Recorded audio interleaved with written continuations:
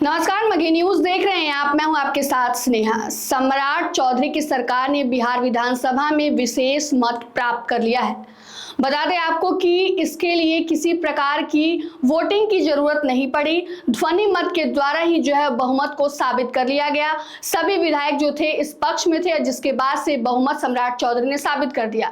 बता दें आपको कि आज का दिन बिहार के लिए बेहद खास होने वाला था, साथ ही साथ सम्राट चौधरी के लिए भी, क्योंकि जब से उन्होंने बिहार के लिए बिहार की सत्ता संभाली है उसके बाद से यह माना जा रहा था कि कब सम्राट चौधरी जो है अपनी बहुमत साबित करेंगे। इसके लिए 24 अप्रैल यानी आज का दिन जो है वो निर्धारित किया गया था, जिसमें सुबह 11 बजे जो है विशेष सत्र का आयोजन किया गया था। इस दौरान उन्होंने फ्लोर टेस्ट से गुजरकर अपनी बहुमत जो है वो साबित कर दी। और इसको लेकर बता दें आपको कि किसी प्रकार की वोटिंग की जरूरत नहीं पड़ी है, बल्कि केवल ध्वनि मत के द्वारा ही जो है वह उन्होंने अपनी बहुमत साबित कर ली है। बता दें आपको कि इस दौरान उन्होंने नीतीश कुमार की जमकर तारीफ की और यह भी कहा कि जो काम नीतीश कुमार अधूरा छोड़ के गए हैं वह बिहार के विकास के लिए वो तमाम सभी कामों को पूरा करेंगे। साथ ही साथ उन्होंने नरेंद्र मोदी, नीतीश कुमार की सभी जो तारीफ खूब जम करके और कहा कि वो बिहार के विकास के लिए लगातार प्रयासरत हैं और वो लगातार बिहार के विकास को लेकर काम करेंगे। इसके बाद विजय चौधरी ने भी तमाम बातों को कहा और उन्होंने भी जमकर नीतीश कुमार की तारीफ की। और इसी दौरान बता दें आपको कि सम्राट चौधरी और नेता प्रतिपक्ष एक दूसरे पर हमलावर होते हुए नजर आए।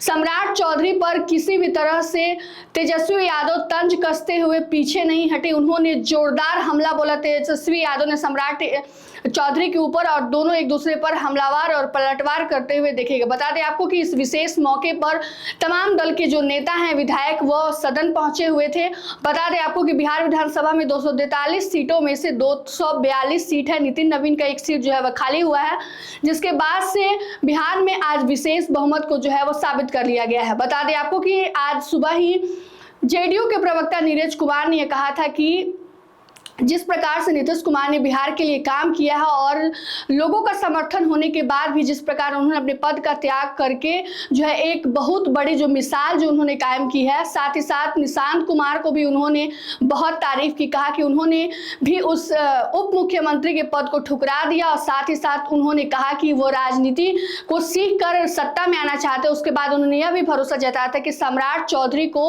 अपनी बहुमत साबित करने में कोई दिक्कतों का सामना नहीं करना पड़ेगा, क्योंकि सम्राट चौधरी लगातार बिहार में नीतीश कुमार के नक्शे कदम पर चल रहे हैं, नीतीश मॉडल पर काम कर रहे हैं। बता दें आपको कि जब से उन्होंने नीतीश कुमार ने अपने पद से इस्तीफा दिया और सम्राट चौधरी ने सीएम पद के लिए शपथ लिया, उसके बाद से वो काफी एक्टिव होकर काम कर रहे हैं बिहार के विकास के लिए। साथ ही चाहे वो पुलिस क्षेत्र में हो, स्वास्थ्य क्षेत्र में हो, वो लगातार काम कर रहे हैं और कह रहे हैं कि बिहार से अपराध को जड़ से उखाड़ कर फेंक देंगे। तो बता दें आपको कि आज उन्होंने जो बहुमत है वो साबित कर चुके हैं। अब उनकी सरकार जो है वो काम करेगी बिहार में। फिलहाल बिहार में अभी मंत्रिमंडल का विस्तार नहीं हुआ। इसके बाद उन्होंने यह भी कहा, मंत्रिमंडल के विस्तार पर जब पूछा गया तो उन्होंने कहा कि सदन में हम सब बैठकर इस बात पर चर्चा करेंगे और जल्द से जल्द बिहार में मंत्रिमंडल का विस्तार कर लिया जाएगा। फिलहाल के लिए इस खबर में इतना ही। तमाम अपडेट के लिए जुड़े रहे हमसे और देखते रहिए मघी न्यूज। धन्यवाद।